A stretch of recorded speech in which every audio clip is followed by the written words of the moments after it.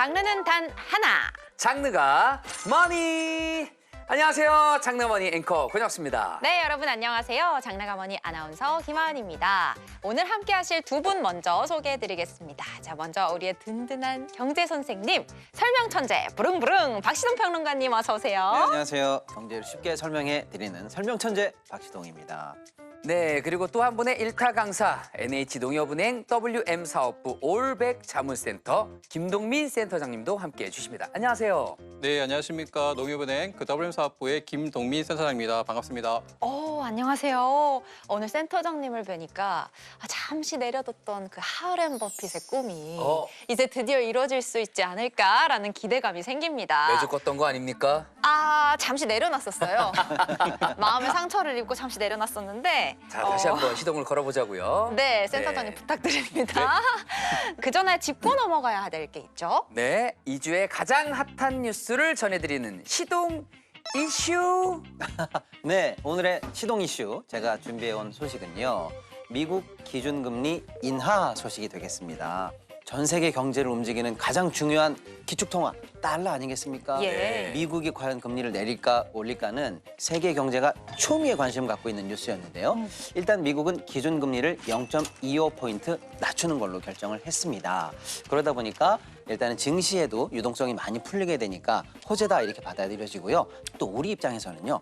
우리 기준금리는 현재 멈춰 있는 상황에서 미국이 기준금리를 낮춰주니까 네. 한국과 미국의 기준금리 차이가 많이 줄게 됩니다. 예. 그러면 환율이 좋아요. 우리가 환율이 지금 높아서 고민이 많은데 네. 예, 기준금리 차가 줄어들기 때문에 미국으로 돈을 들고 나갈 이유가 조금 줄어들게 되는 거죠. 그래서 우리 환율을 조금 낮추는데도 호재다 이렇게 받아들일 수가 있겠습니다. 그래서 내년에는 과연 미국 금리가 또 어떻게 될지 우리가 좀 더 예의주시해야 되는 상황이다 이렇게 말씀을 드릴 수가 있겠습니다. 일단은 뭐 인하를 하긴 했지만 앞으로 어떻게 될지 그게 또 우리 경제에 아주 큰 영향을 주기 때문에 저희도 함께 지켜봐야 될 것 같습니다. 그렇습니다. 네, 자 그럼 본격적인 토크로 넘어가 볼 텐데요. 권혁수 앵커 오늘의 주제. 네, 저 요즘 진짜 걱정 많이 했거든요. 네. 어떤 주제죠? 제가 알려드리도록 하겠습니다. 연말연초 맞이 여행 계획하신 분들 굉장히 많으실 텐데요. 헉소리 나는 환율에 정말 많이 놀라셨죠? 저도 많이 놀랐습니다. 지난 9월 1,400원으로 다시 재진입한 환율이 이제는 1,400원대 후반에서 떨어질 기미가 보이질 않는데요. 미국의 관세 협상 고비도 넘겼고 수출도 잘 된다고 하는데 왜 환율은 고공행진을 이어가는 걸까요? 떨어지는 원화 가치에 힘 빠지는 우리 통장은 또 어쩌고요? 하지만 우리는 머니언즈잖아요. 위기를 기회로 킹달러 시대에 살아남는 현명한 투자 전략을 이주앤머니에서 자세히 짚어보도록 하겠습니다. 참 장르가머니에서도 그동안 환율 이야기 정말 많이 했고 우려도 많이 했는데 이제는 1,400원이 그냥 당연한 기준이 돼버렸고요. 그렇게 됐습니다. 이 시대의 뉴노멀이 된 거죠. 네. 근데 이 정도면 얼마나 심각한 걸까요, 센터장님? 네, 지금 아나운서님께서 말씀하신 것처럼 그 1,400원대 환율이 결코 낮다고 할 수는 없습니다. 그 불과 몇 달 전인 6월 말에만 해도 그 1,350원대 환율이 그 지금 1,500원대를 바라보는 게 현실인데요. 근데 이런 분위기라면은 그 고환율을 아까 말씀하신 것처럼 그 새로운 뉴노멀로 지금 인정해야 하지 않겠나 의견들이 많습니다. 그러나 정말 우려가 되는 거는 딱 한 게 있거든요. 그게 뭐냐면은 환율이 올랐다는 그 사실보다는 그 타통화 대비 차별, 즉 원화 가치가 떨어지는 정도가 그 다른 국가보다 훨씬 크다는 사실입니다. 이렇게까지 원화 폭락이 큰 이유는 뭐예요, 평론가님? 조금 오래됐지만 근본적인 원인이 하나 있는 거고 또 하나는 최근에 우리나라에만 특화된 원인 이렇게 하나가 있는데요. 네. 근본적인 원인은 일단은 한국과 미국의 금리 차이입니다. 우리가 미국보다 금리가 낮아요. 그러다 보니까 서서히 미국 쪽으로 돈이 많이 빠져나가면서 원화 가치가 떨어졌다라고 볼 수가 있겠고요. 또 하나는 우리나라 돈이 많이 흔해졌어요. 예, 최근에 한 3년 정도 우리나라 통화가 얼마나 늘었나를 보는 지표가 있거든요. M2라는 지표가 있는데요. 네. 우리나라 M2 증가율이 한 9%대 정도 되는데요. 미국 달러의 M2 증가율은 4%대입니다. 그러니까 거의 2배인데요? 맞습니다. 미국 돈이 늘어나는 것보다 우리나라 돈이 2배 빨리 늘어났어요. 네. 그렇게 보시면 되죠. 그러니까 우리 돈이 좀 많이 풀렸다 이렇게도 볼 수가 있겠습니다. 그다음에 우리랑 일본의 엔화는 외국인들이 보기에는 조금 한 그룹으로 뭉쳐서 보는 경향이 있거든요. 이거를 엔화와 원화의 동조하다 이렇게 볼 수가 있는데 엔화가 엄청 많이 떨어졌어요. 그러니까 덩달아 우리 옆에 있는 원화도 묶음으로 조금 약해지는 경향. 요 세 가지 원인이 조금 근본적인 원인이다 이렇게 볼 수가 있겠고요. 요 최근에 특화된 원인은 뭐냐면 우리나라 서학개미 많이 들어보셨죠? 예. 우리나라 개인과 또 기업과 연금 이런 분들이 사실은 외국 투자를 많이 하세요. 우리가 1년 동안 벌어들인 경상수지 흑자보다도 사실은 외국에 투자하는 돈이 더 많아요. 한편으로는 최근에 타결된 한미 관세 협상 얘기 좀 들어보셨죠? 네네. 그래서 우리가 최소 연간 한 200억 불 정도는 이제 매년 미국에 투자할 거다라고 예상이 되니까 야, 그 정도면은 매년 한국에서 나가는 달러가 많을 것 같은데? 라고 하는 시장의 우려도 조금 있는 편입니다.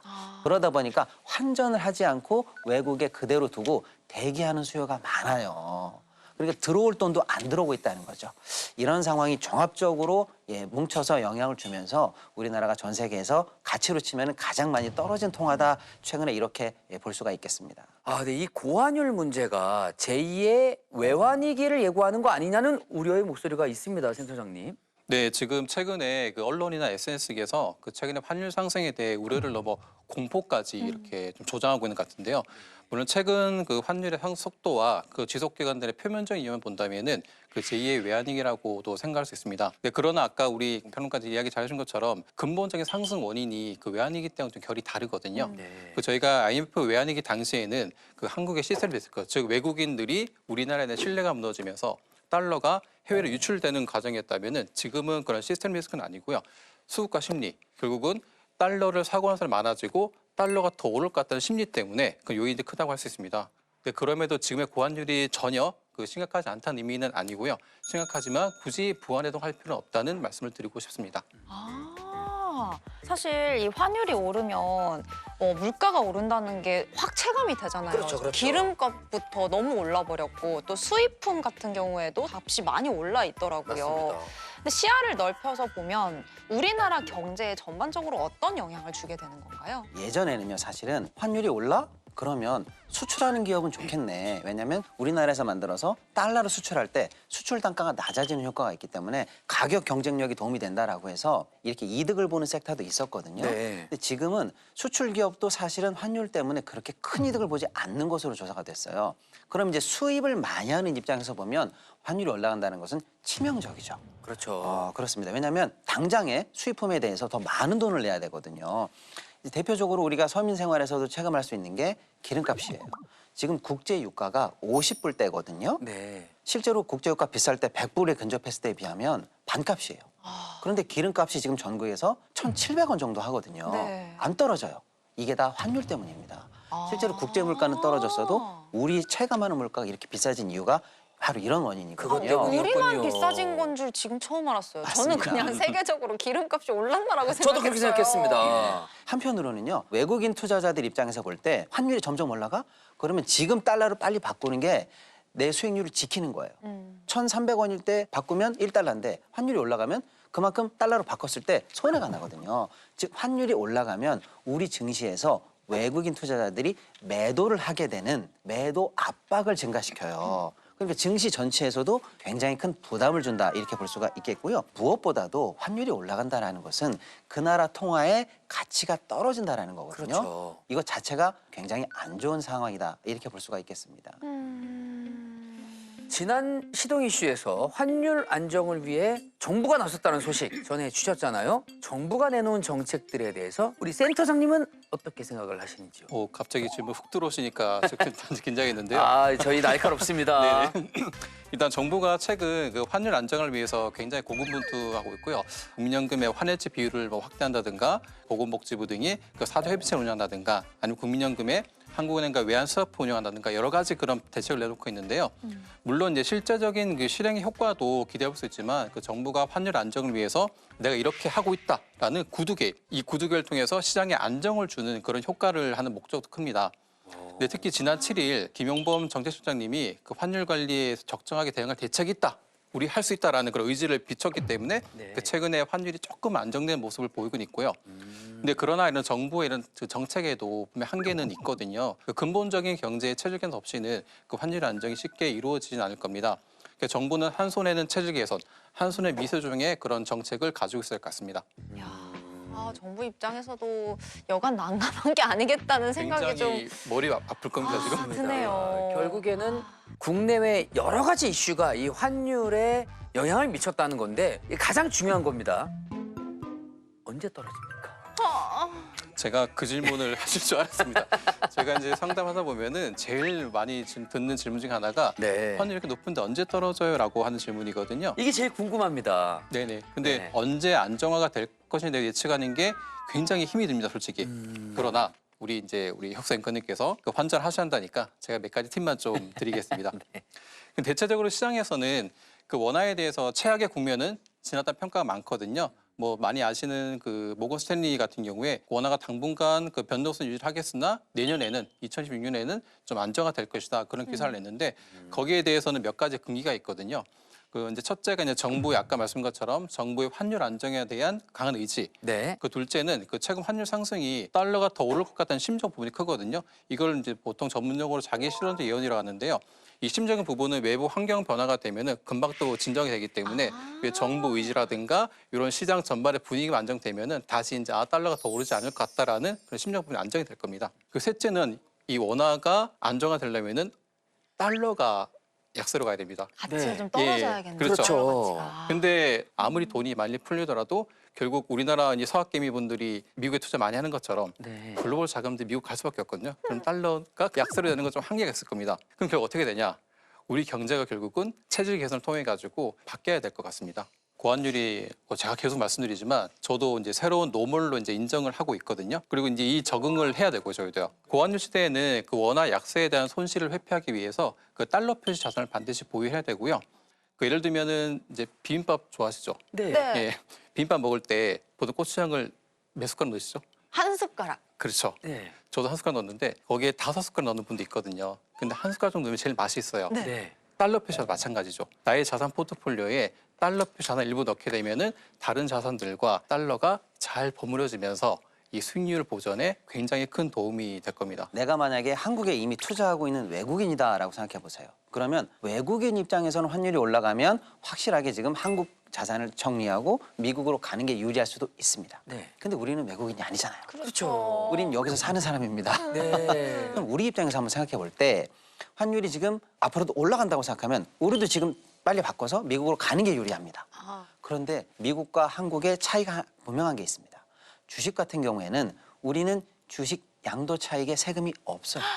근데 미국은 양도 차익에 세금이 있습니다. 네. 그러니까 미국에 투자해서 수익이 많이 나더라도 세금을 내야 돼요. 그거를 계산을 하셔야죠. 그리고 수익을 벌었는데 다시 한국으로 돌아올 때 네. 환율이 더 올라 있으면 이익입니다. 환차 이익을 봐요. 네. 그런데 만약에 그때 지금보다 환율이 내려가 있으면 아이고야 환차 손을 보게 됩니다. 그렇죠. 그러니까 우리 내국인 투자 입장에서는 환율 올라가니까 우리도 외국인처럼 짐 싸들고 미국 가자. 이게 꼭 유리하지는 않고요. 수익이 일부 나더라도 다시 거기서 돌아올 세금을 때? 내고 그렇죠. 만약에 환율이 떨어졌으면은 차 띠고 포 띠고가 되는 그렇습니다. 거네요. 예상 못한 두 가지 손실이 날 수도 있는 거죠. 그러네요. 예, 그러니까 아까 우리 이 센터장님 말씀처럼 어떤 측면에서는 환해지를 하는 것도 굉장히 유리한 수단일 수도 있어요. 예, 개인에 따라서 포트폴리오를 원화 자산, 달러 자산 그리고 환해지 자산 이렇게 잘 균등 분배하는 것이 좋겠다. 이런 말씀 좀 드리겠습니다. 아까도 계속 언급을 해주셨는데 이 환해지 그리고 환해지 상품이라는 말이 계속 나오거든요. 네. 이 환해지를 어떻게 활용하면 좋을지도 궁금합니다, 센터. 해지라는 용어가 울타리라는 용어입니다. 네. 그래서 저희가 이제 해외 펀드라든가 해외 ETF를 가입할 때 많이 들어보셨을 건데요. 환 변동을 울타리 안에 가둔다는 의미로 이해하시면 되고요. 즉 환율이 출렁이라도 거기에 상관없이 그 손익을 고정시킨다. 네. 이렇게 보시면 되고 우리가 파도가 큰 날 네. 바다에 배를 타고 가잖아요. 네. 여객선이 그 통통배가 있거든요.